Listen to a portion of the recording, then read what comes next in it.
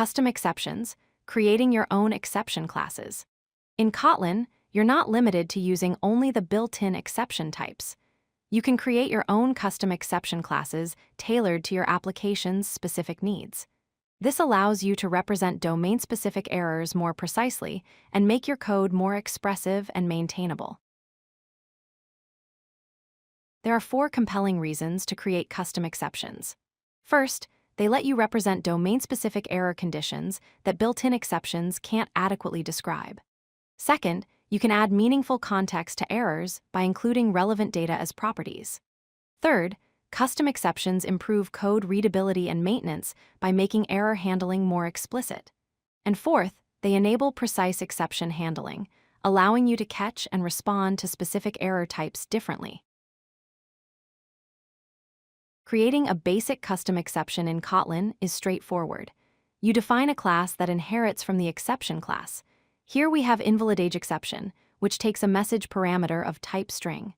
This message is passed to the parent exception class constructor using a colon followed by exception with the message parameter. This simple structure gives you a custom exception that can carry a descriptive error message. Let's see how to use our custom exception. Here's a validateAge function that checks if an age value is within a valid range. If the age is less than 0 or greater than 150, we throw our InvalidAgeException with a descriptive message saying age must be between 0 and 150. The throw keyword is used to raise the exception, immediately stopping normal execution and transferring control to the nearest exception handler. Custom exceptions become even more powerful when you add properties to store contextual information.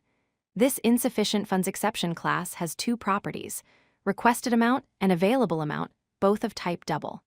These properties are declared with the val keyword, making them read-only. The exception message is constructed using string templates, incorporating both the requested and available amounts. This gives callers access to specific details about what went wrong, enabling more intelligent error handling. When catching custom exceptions, you can access all their properties.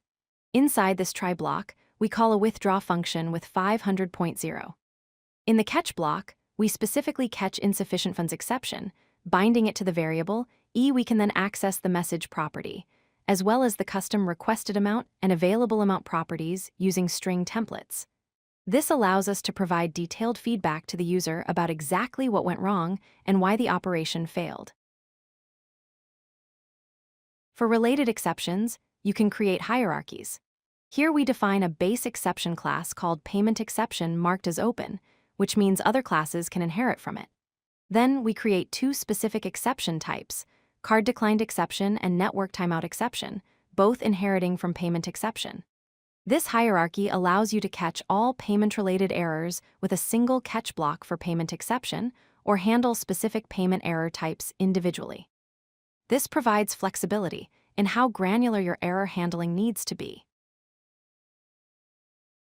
Let's review some best practices for custom exceptions.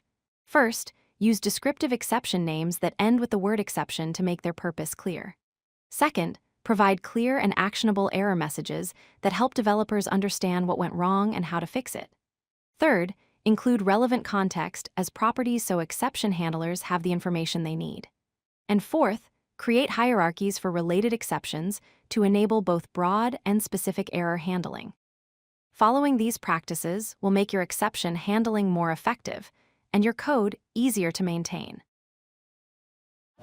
If you like this video, hit that like button and don't forget to subscribe. Visit codelucky.com for more such useful content.